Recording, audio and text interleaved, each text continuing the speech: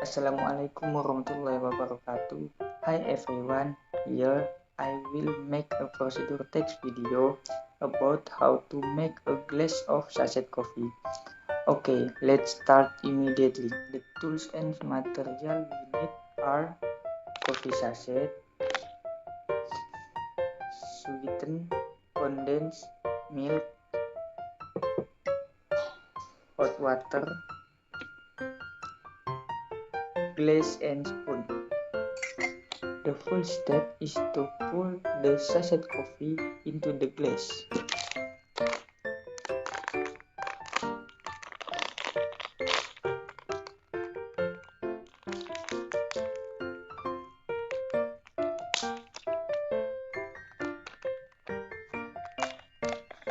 The second step is to put the sweetened condensed milk into the glass.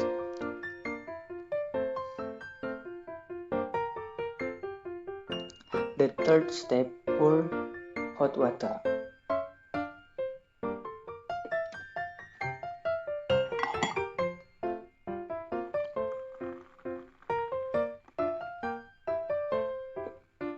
Fourth step, stir evenly distribute.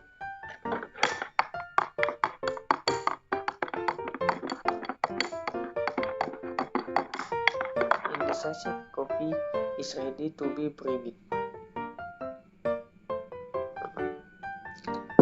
Okay, so many procedural text video for me. Wassalamualaikum warahmatullahi wabarakatuh.